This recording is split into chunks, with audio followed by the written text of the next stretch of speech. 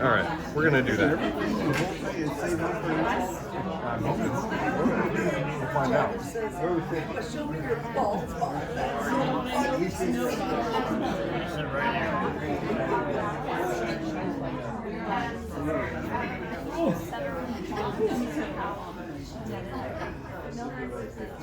Okay, I might. Don't tell her that. She'll put it to work.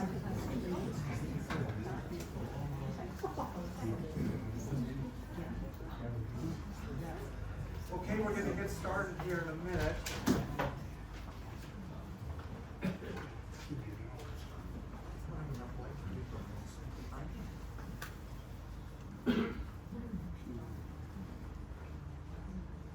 There's going to be a couple more people coming in to the site.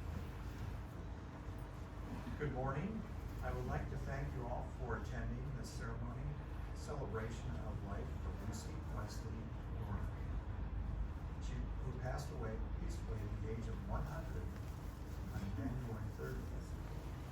I'm Fred Wesley, and I have the great fortune of having Lucy as my mother. Lucy enjoyed a long, healthy life, bedridden only for the last few days of her life on earth, surrounded by her loved ones. Our family is very grateful for the excellent and loving care she received from the Kensington team and from Vitas Healthcare, which provided hospice services during her last 6 months of her life. I would also like to thank Dee Dee Zapata and Maribel Palmerin for making the facilities here available today and for coordinating the logistics. I would like to thank my sisters, Julie and Rosemary, for organizing and planning the memorial event. They will be sharing their memories of our mother this morning. Most of all, I'm going to speak up a little bit more here.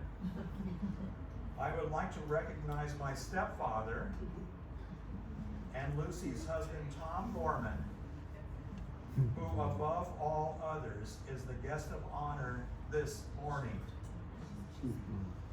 Tom and Lucy were married 20 years ago, and their love never wavered, remaining constant companions up to Lucy's last breath. Tom's daughter Maureen, who's sitting next to Tom, is here from North Carolina. Together, our extended families have worked seamlessly to help ensure Tom and Lucy received everything they needed for a safe and fulfilling life at Kensington. Thank you, Maureen. Now, I would like to introduce Beth Copty, who is a family friend. Where is she? Oh. But she didn't leave. And longtime resident of Sierra Madre still, right? Beth was part of the Kensington team when Lucy and Tom moved here several years ago. She helped shepherd them their early years here, driving them to appointments and shopping excursions. Later, she enticed them to attend Sunday church services at Kensington, where she presided. We are very grateful to Beth for the loving care and spiritual inspiration she provided to Tom and Lucy. Beth will now deliver the eulogy. Start with the next.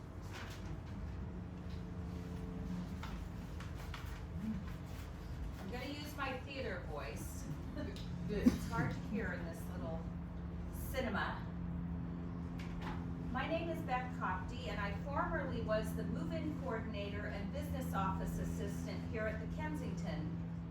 And I began in 2014, actually.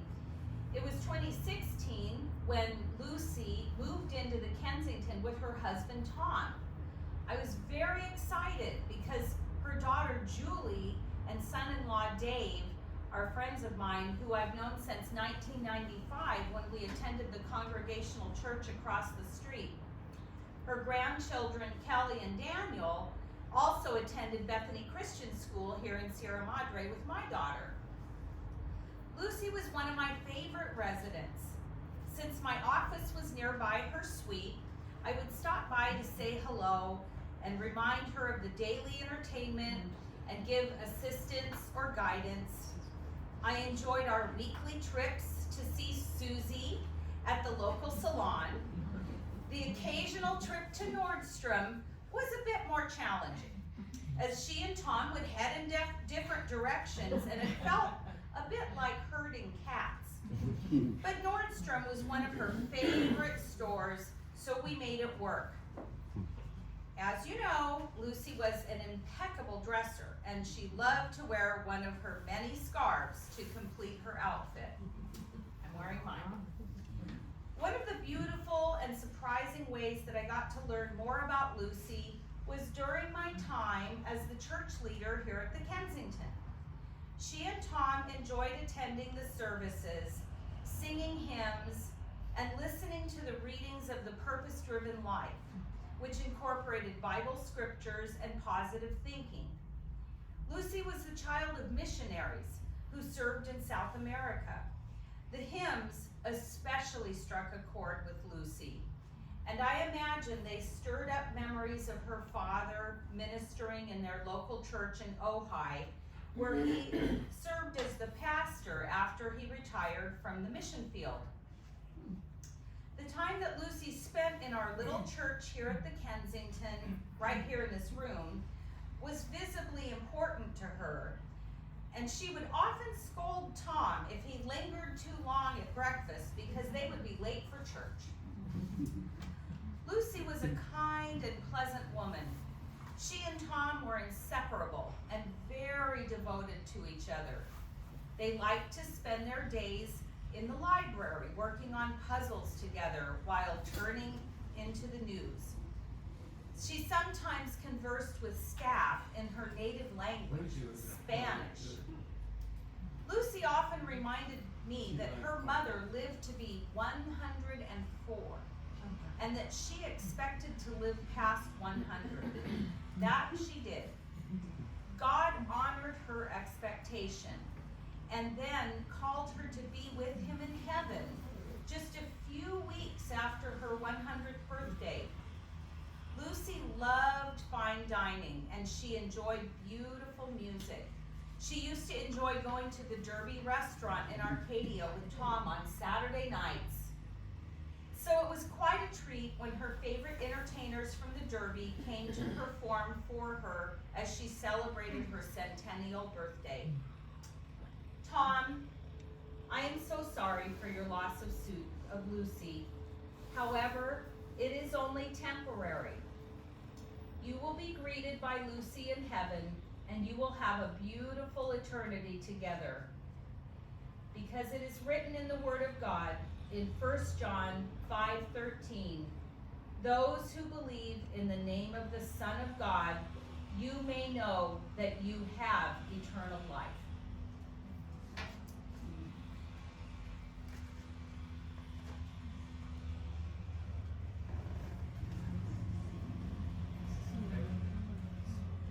Thank you, Beth. Very nice. Okay, now we'll hear from my two sisters, Rosemary and Julie, and 4 of Lucy's grandchildren. It should be noted she also has 6 great grandchildren who are here today.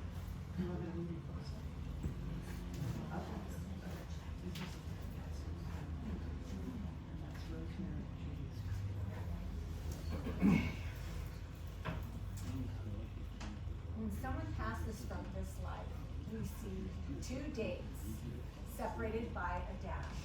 The day they came into this world and the day they moved out of it and into eternity.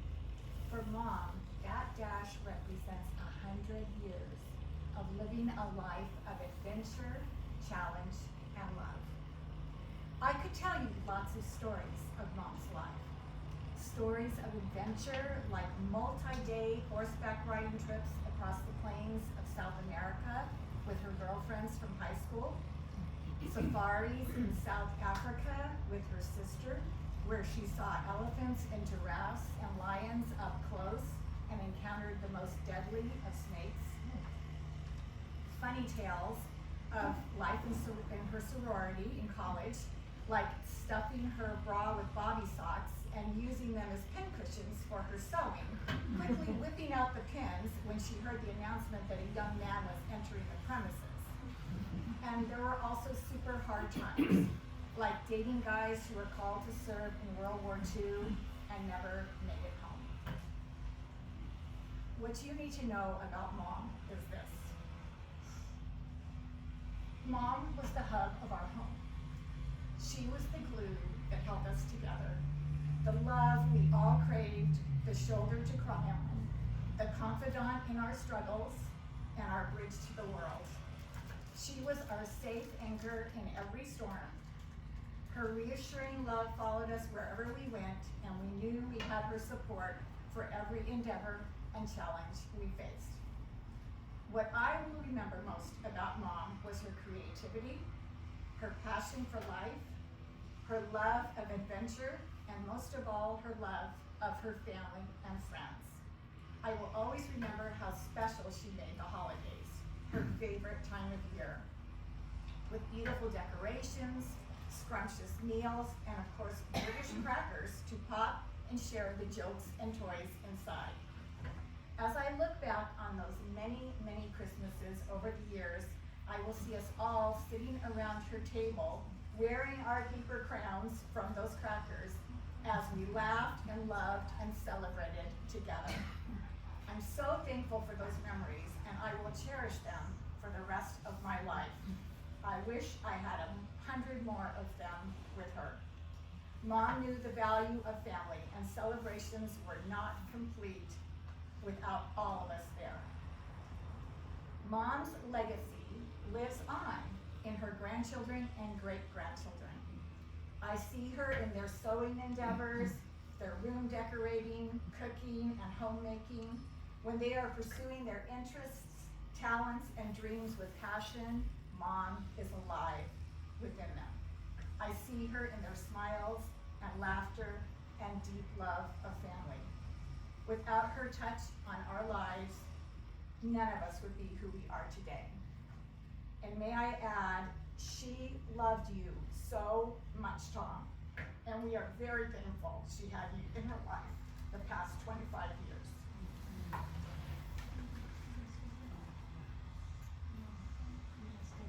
I'm gonna stay here. I don't think I'll be as eloquent as my sister, but I'm sharing from my heart. All the photos and memories we are sharing today about our mom are so sweet, but they do not do her justice. Her life over the span of 100 years was so full and adventurous and unique in many ways.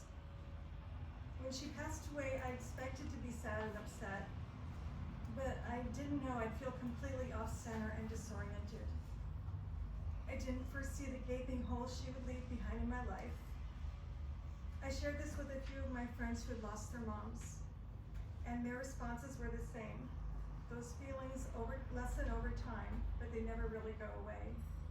You learn to navigate a new normal, but that North Star that was your mom leaves a huge void, and it takes a while to get your footing again. But the truth is, I carry my mom with me every moment of every day. She's a permanent fixture in my heart and in my thoughts, and I wouldn't have it any other way.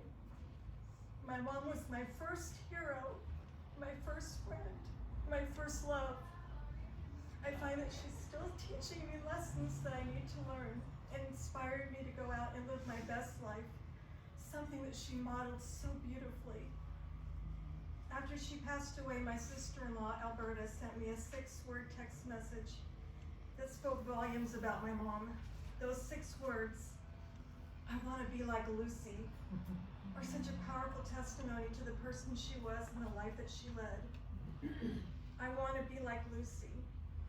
I'm guessing that most people who knew my mom for a very long time would say the same. She made the most of every day. She took the trips around the globe. She fell in love again and remarried at the age of 80.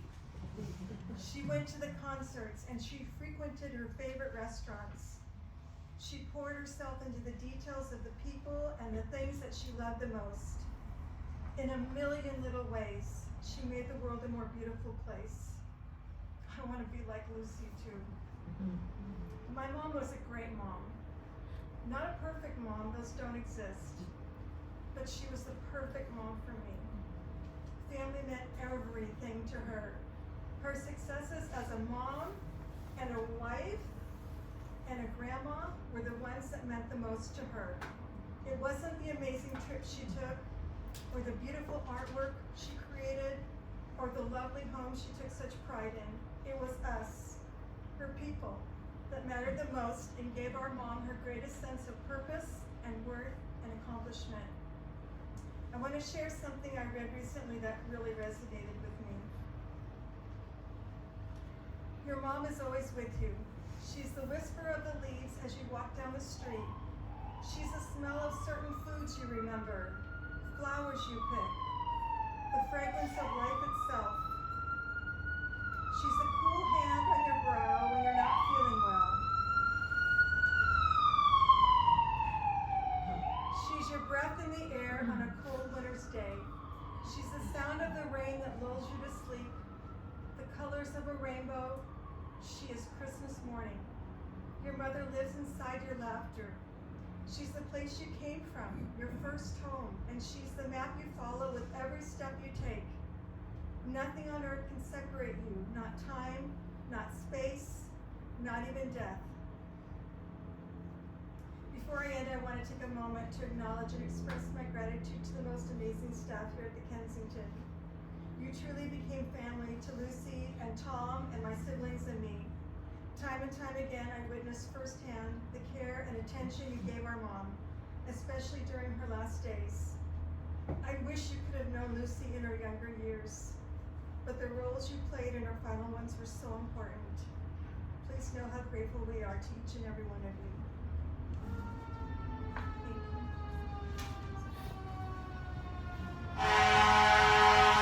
Thank you.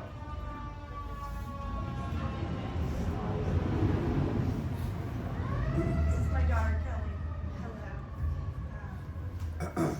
Hello. I jotted down some memories that I just wanted to share about my time with Grandma. Some of my earliest memories I have involve my grandma. Many memories of sleepovers at Grandma's on Friday nights when I was very young and getting to go out to eat at the only place in town for dinner. And on Saturday morning we'd wake up and we would walk our little dogs, Oscar and Felix, around the canyon. Sometimes Dan and Walker would join and we would go down to Howie's and we would get meatballs and macaroni, bring them back up to Grandma's, and we'd watch movies together. Three of us and Grandma.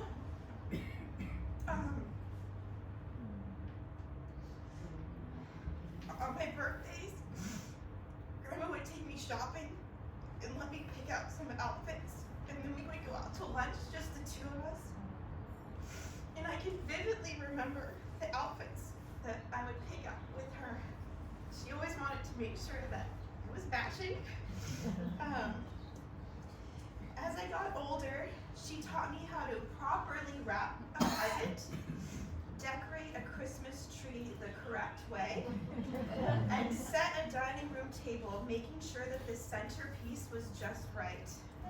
This included getting out the china and fancy silverware.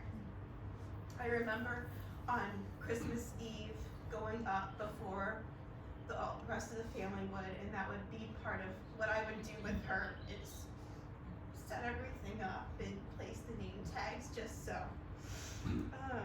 One of my favorite memories was going and spending a day after Thanksgiving helping her set up her Christmas village. She would tell me to take my time and never rush, and would tell me about each piece and who gave it to her, and the importance of handling things with care. My favorite piece of the village was a flower lady that was given to her by her best friend Marge. Into my teen years, Tom joined the family, and I got to spend a lot of time with both of them. At times, my grandma and her home was my safe place. I would spend nights there, and sometimes weeks at a time when I was going through a hard time. I would proudly call her guest room my room.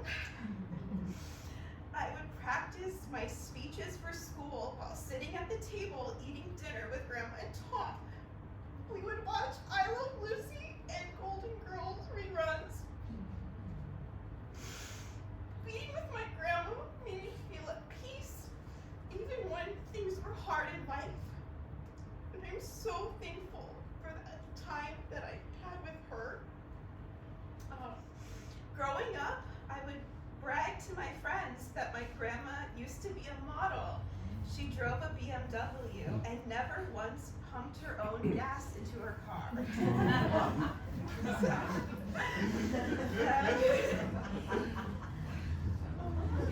Yes, Grandma and I had a very special bond, and my heart hurts without her. But I'm so thankful I got to spend some of her last moments with her during her last week.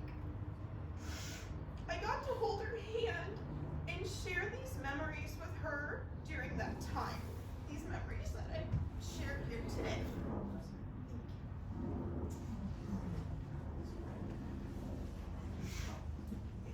Daniel?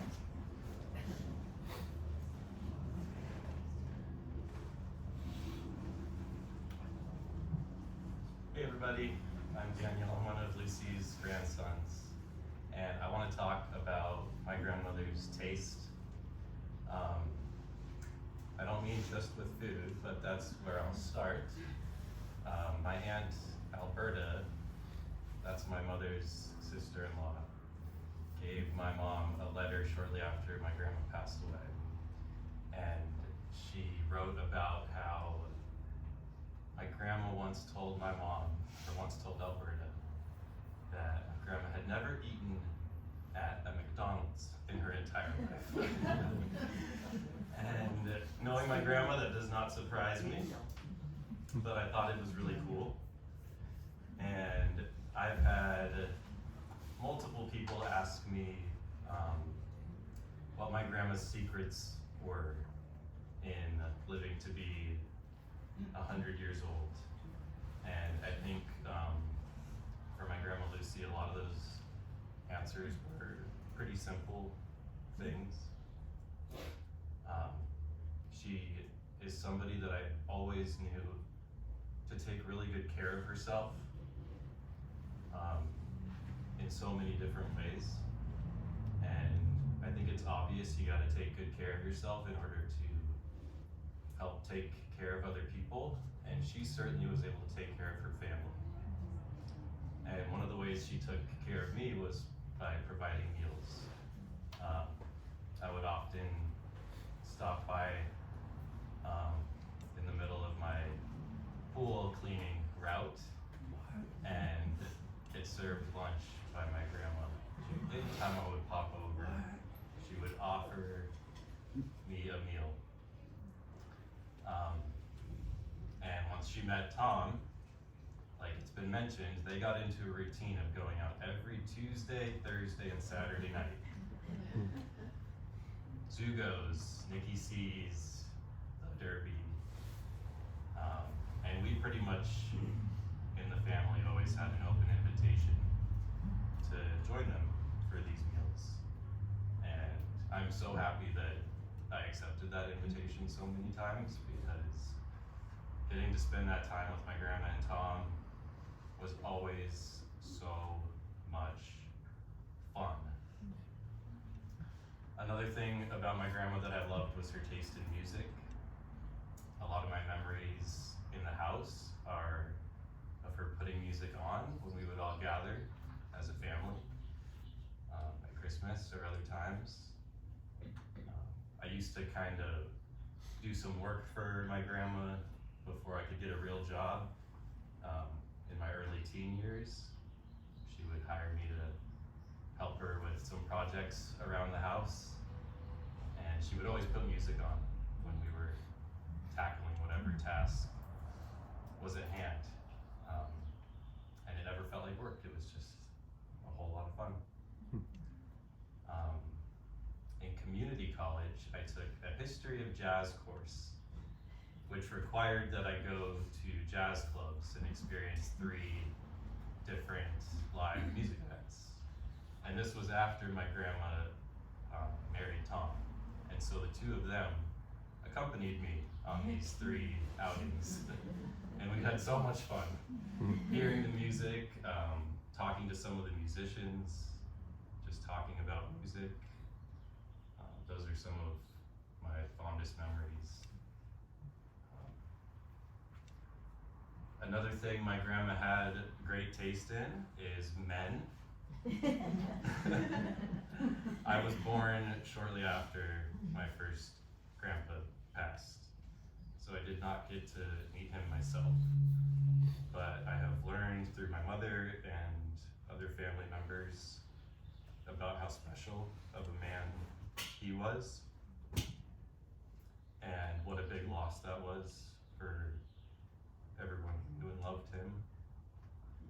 And my grandma, when I was younger, used to tell me that she saw a lot of me in Walt, and I didn't know really at the time, but I certainly know now that that is a humongous compliment that I hold dear. And fast forward to choosing her last 2 decades to spend in love with Tom. She chose good. We all loved Tom so much. He was immediately family to all of us. And it was very obvious how much happiness and comfort that they brought into each other's lives. And just what a really cool thing to be able to witness. So yeah, we love you, Tom. I've been finding myself wishing for some things, wishing that I had spent more time with my grandma in her final years. I wish that my cousin Walker, another of Lucy's grandchildren, was still with us and that he could be here, because I know that he loved Grandma Lucy just as much as all of us grandchildren did.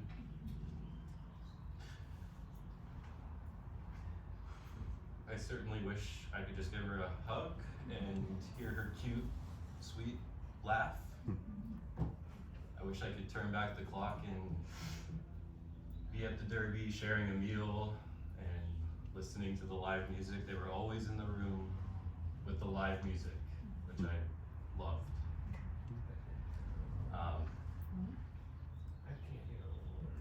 Even more so than the wishing for things, I have been feeling pretty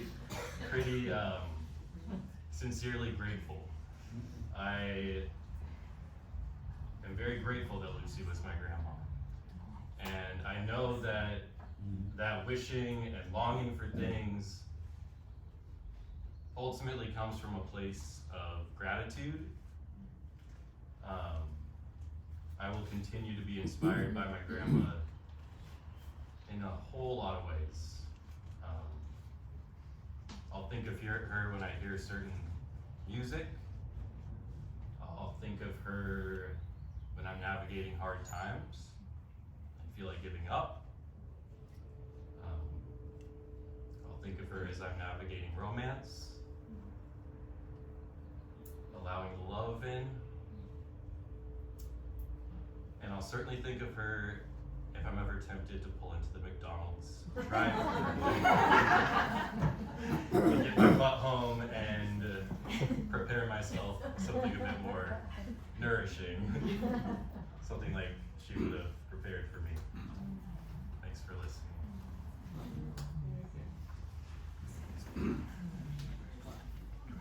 I have a confession to make. I had an egg McMuffin last night.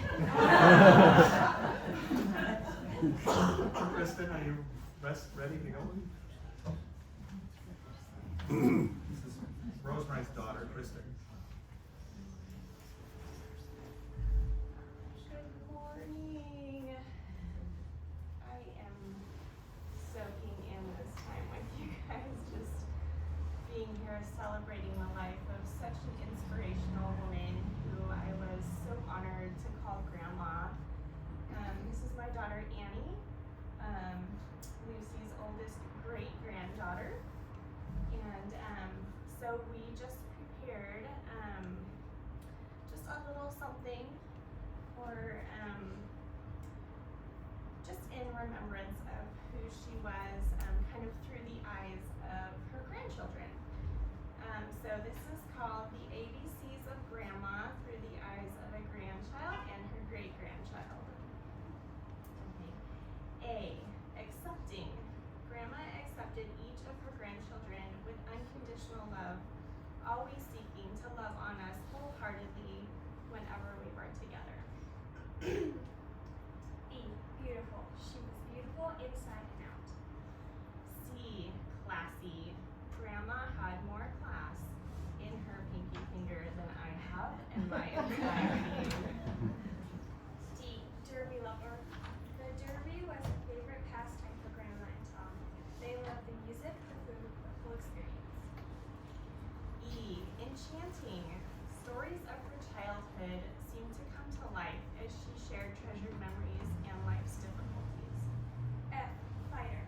Grandma overcame many difficulties throughout her life and always fought for her dreams and for better times. G, generous.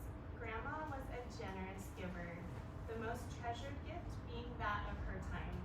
She loved the company of her loved ones, friends and family alike, whether it be through puzzle solving, leisurely walks in nature, or conversation over a good meal. H, harmony. Grandma sought to live in harmony with others, always living by the golden rule.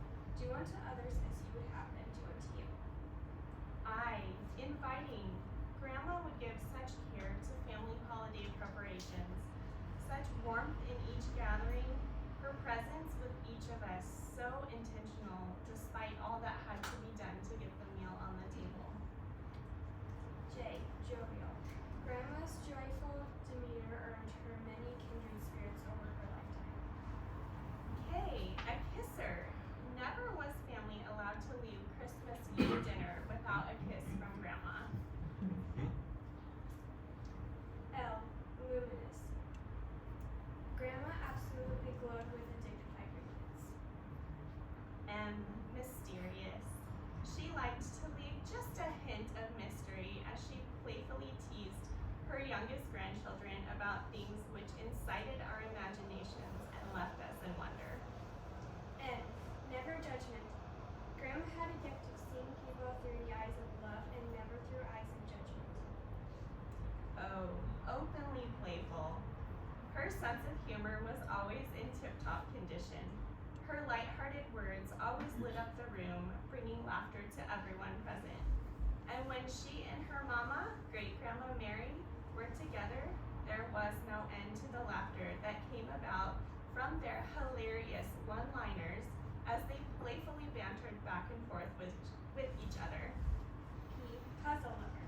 Grandma loved spending her free time working on her jigsaw puzzles with whomever she could sit with. Q, a quilter. Grandma created magic with her fingers and sewing machine. R, relational. Grandma lived for her time with family and friends. She loved connecting with her loved ones. S, seeker of all things good and beautiful. Grandma traveled the world with the love of her life, Tom, adventuring to find the good and the beautiful across our country and many others. T, Grandma was tender-hearted and tenacious.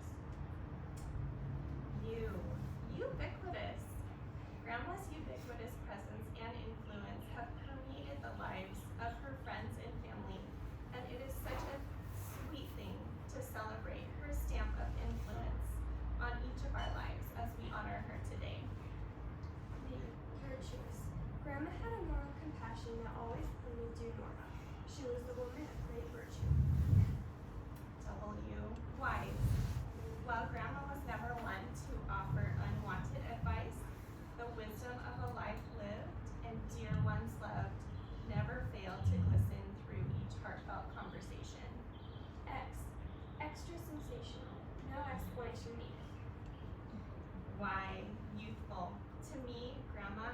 always exuded a youthful spirit, finding the joy in each moment together and dreaming happy dreams with all her loved ones, choosing never to dwell on the negatives.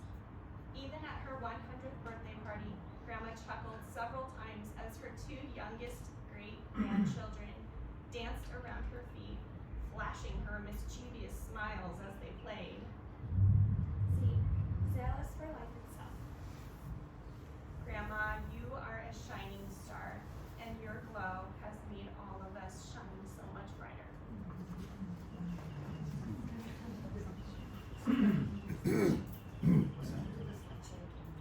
Okay, go ahead. You want to start?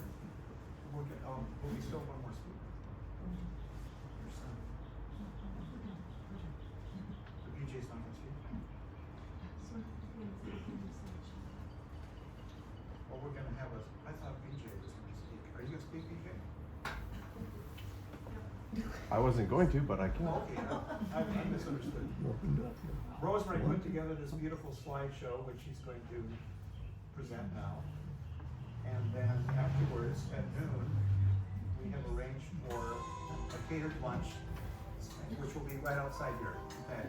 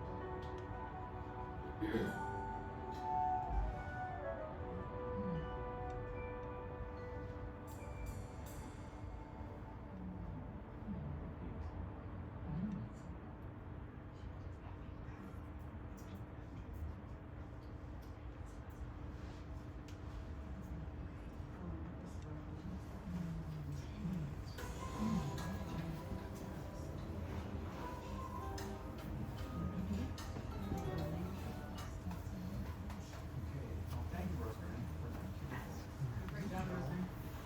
And hopefully lunch has arrived. It's outside on the patio there. If it hasn't, don't blame me.